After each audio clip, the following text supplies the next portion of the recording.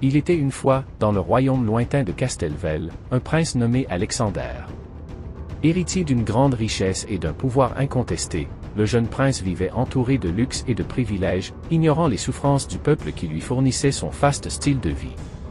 Enivré par sa propre grandeur, Alexander se montrait indifférent aux besoins de son royaume et de ses sujets, préférant consacrer son temps à des fêtes somptueuses et des plaisirs éphémères.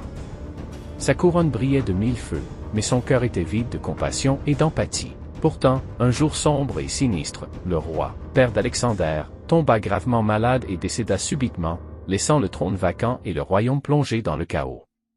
Sans préparation ni sagesse, le prince héritier se trouva contraint de prendre en main les rênes du pouvoir, réalisant trop tard l'étendue de sa propre ignorance et de son arrogance. Les coffres du royaume étaient vides, pillés par des années de négligence et de gaspillage. Les terres étaient asséchées, les récoltes maigres, les habitants affamés et désespérés. Le peuple, jadis silencieux, grondait maintenant de colère et d'amertume, blâmant le prince pour leur misère et leur détresse. Confronté à cette réalité impitoyable, Alexander perdit tout repère et toute assurance, réalisant avec effroi qu'il avait conduit son royaume à sa perte par son imprudence et son égoïsme.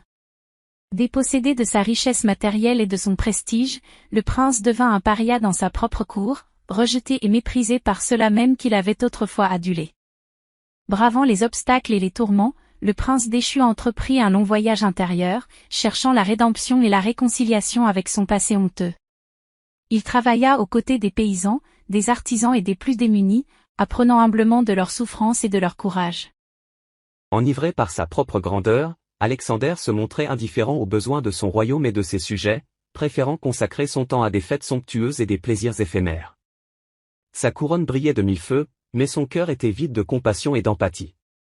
Pourtant, un jour sombre et sinistre, le roi, père d'Alexander, tomba gravement malade et décéda subitement, laissant le trône vacant et le royaume plongé dans le chaos. Sans préparation ni sagesse, le prince héritier se trouva contraint de prendre en main les rênes du pouvoir, réalisant trop tard l'étendue de sa propre ignorance et de son arrogance.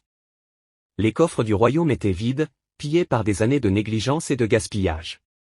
Les terres étaient asséchées, les récoltes maigres, les habitants affamés et désespérés. Le peuple, jadis silencieux, grondait maintenant de colère et d'amertume, blâmant le prince pour leur misère et leur détresse.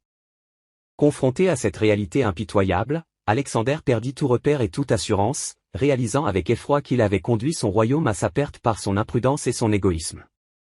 Dépossédé de sa richesse matérielle et de son prestige, le prince devint un paria dans sa propre cour, rejeté et méprisé par ceux-là même qu'il avait autrefois adulés. Bravant les obstacles et les tourments, le prince déchu entreprit un long voyage intérieur, cherchant la rédemption et la réconciliation avec son passé honteux.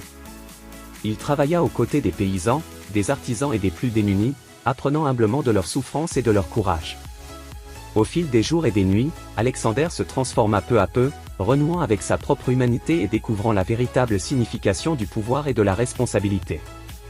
Il fit preuve de générosité, d'écoute et de compassion envers son peuple, reconstruisant patiemment les fondations fragiles de son royaume en s'appuyant sur la solidarité et le respect mutuel.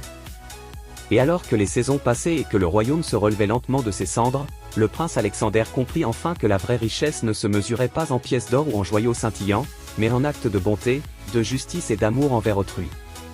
Ainsi, devenu pauvre en biens mais riche en sagesse, le prince Alexander régna sur Castelvel avec humilité et bienveillance, honorant la mémoire de son père et l'héritage de son royaume à jamais transformé par la force de son repentir et de sa rédemption.